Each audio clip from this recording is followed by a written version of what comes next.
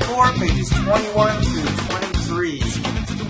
Alright, so cross out questions 3 and 6. We're going to be doing the rest of them. Some of them kind of double dip in definitions anyway, so it'll seem like less. But skip 3 and 6. Money and near money. So first is define currency. Currency is bills and coins made or printed by the Bureau of the Mint, which is part of the Treasury Department. The largest denomination made by the Mint is here on screen. It's the $100 bill.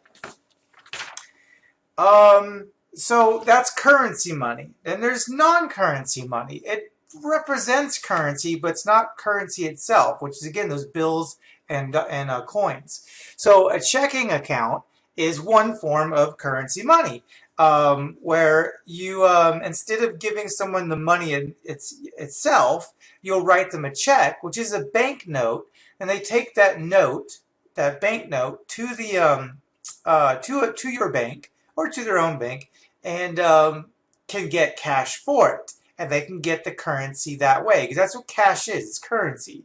So this is a replacement for currency. That's just as good as currency. It represents currency. Same thing as a debit card. A debit card, instead of writing a bank note, you swipe the card, you enter in your code, and then it takes the money that you agreed upon with whoever you're buying the product or service from. Then there's also thrift institutions. Thrift institutions are any institution that can offer you things like checking accounts and savings accounts and credit cards and loans and all that kind of stuff that aren't actual true banks. Because at one point only banks could do anything at all having to do with non-currency money. Well, now many different organizations can. That's why you can go to Best Buy or Target and get a credit card from them.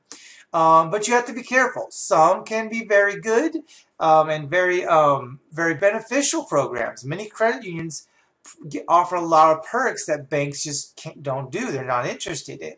But then there's also some things like payday loans. They're not banks, but they give out loans with ridiculously high interest rates. And I don't just mean like 25, 30. I'm talking about like 300, 200% interest rates on these payday loans. These are absolutely predatory agencies. Do not ever use a payday loan. You will end up paying significantly more than you got the loan for. It's never ever worth it. Don't do it. Those are thrift institutions. There's good ones and bad ones. And then there's what's known as near monies, which is really just a category for some of the things we've already talked about, like checking account, savings account, debit card. These are all things that can be used like money, but it's not actual currency cash itself. So again, checking accounts, savings accounts, debit cards, loans, even things like investments, where it's not actual cash itself, but it's just as good as cash. So that's why it's called near money. It's not money, but it's close enough. So the money supply, how much money is out there? That's what we talk about when the money supply. How many American dollars are out there, or whatever currency from whatever country you may be from, but it's an American classroom, so we'll stick with the American money. How much money is out there? This is an important question, because if there's too much money out there, it can cause inflation. Inflation means things are getting more expensive. So there's two definitions for money. Actually, there's more than that, but for the purposes of this lesson, you just need to know about these two. One is M1.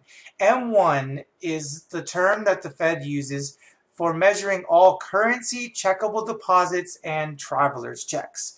So a lot of those near monies and actual money, but not all near monies.